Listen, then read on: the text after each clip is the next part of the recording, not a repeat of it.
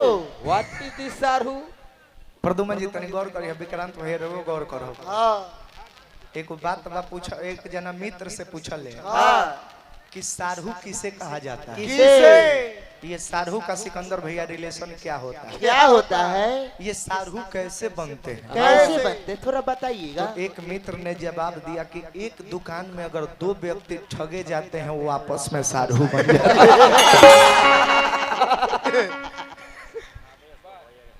हाँ तब वह तो हो ही हो, लेकिन चैता हो तो अभद्र चैता ना हो ना। एक महीना हमनी के चैता गाई ले जा मनोज भाई। आखिर का है? एक महीना ए रामा करके काहे गाई ले?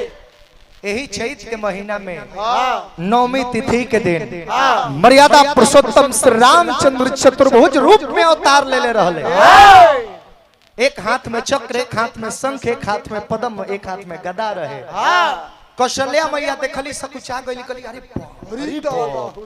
भगवान स्वयं भगवान हमारा घरे अवतार ले विष्णु। कहले कि हरि हम जानता नहीं कि रउआ स्वयं भगवान है, हमारा घरे रउआ बालक बन के आइल बानी, लेकिन ये अवस्था में जे रउआ हाथ में चक्र बा, शंख बा, पद्म बा, गदा बा, केहू देख के यकीन ना करी कि रउआ हमारा औलाद है।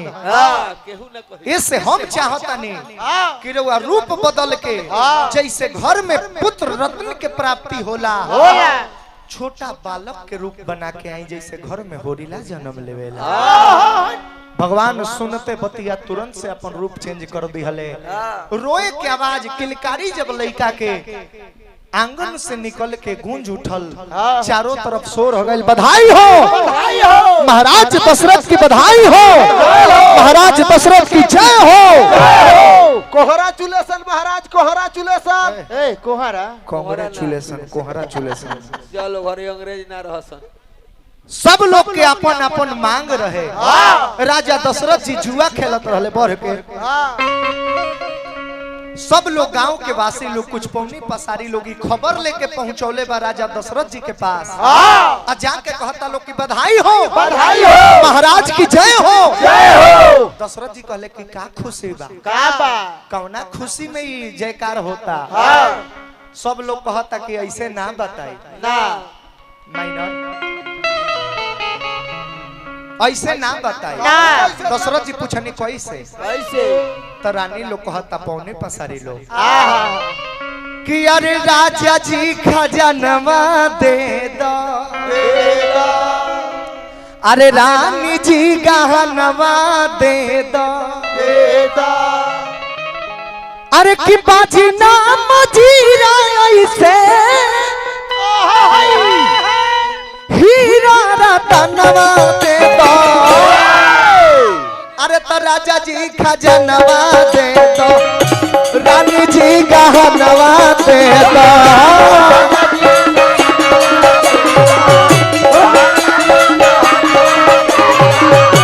राजा जी खजानवा दे दो, रानी जी गहनवा दे दो।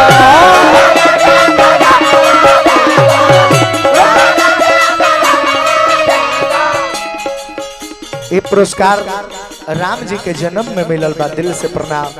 बजना मजीरा ऐसे हीरा रतनवा दे दो, अरे राजा जी खजानवा दे दो, रानी जी गहनवा दे दो।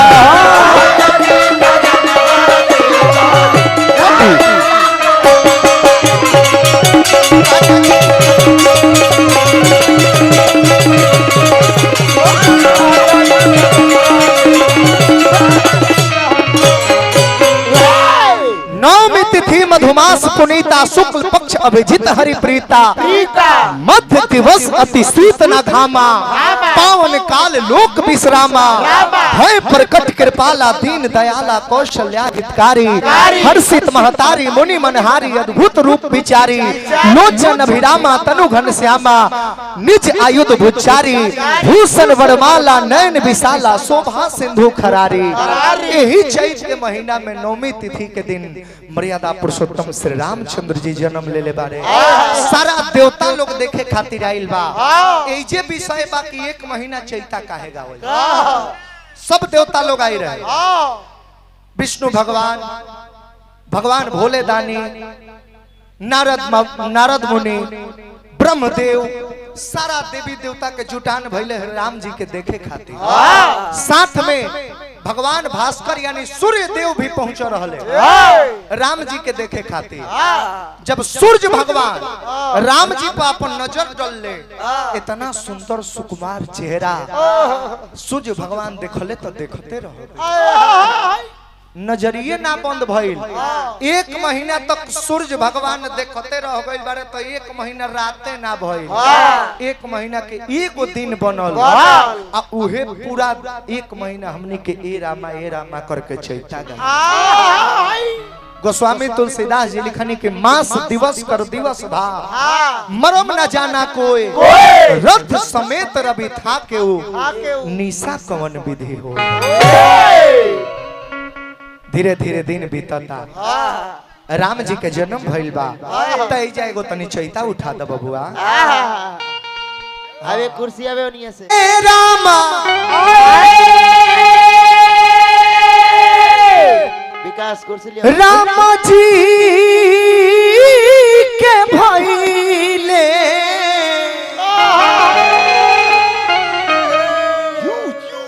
अरे जना मामा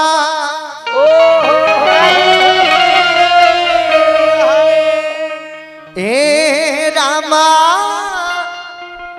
देखे हो खाती अरे देखे खाती देवालो गयाइले। आप लोग भी उठ जाइए। देखे खाती देवालो गयाइले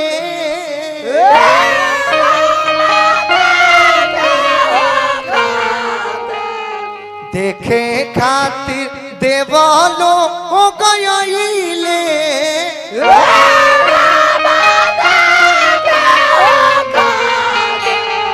देखे खातिर देवालो गयाइले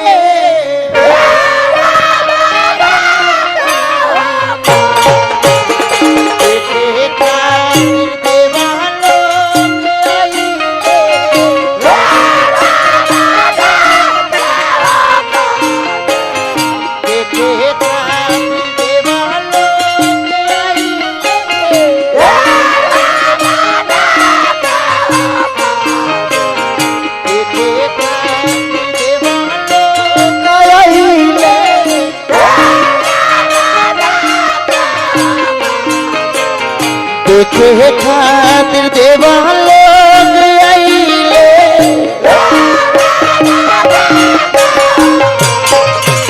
देखे खातिर देवा लोग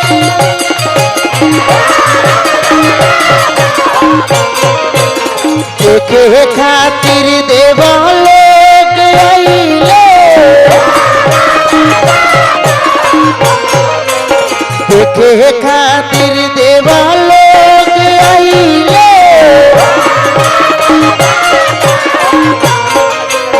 देखे खातिर देवा लोग आइले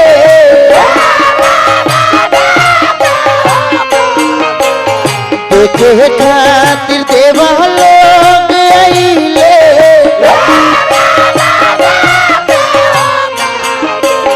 देखे खातिर देवा लोग आइले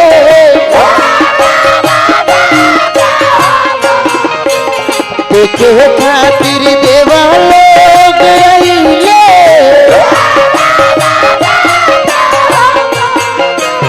देखे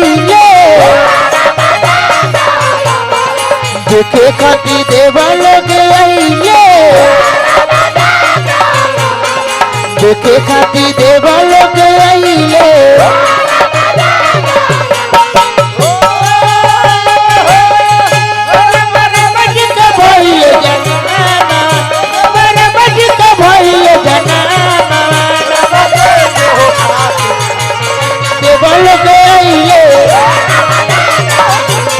देखे खाती देवा लोग आइले देखे खाती देवा लोग आइले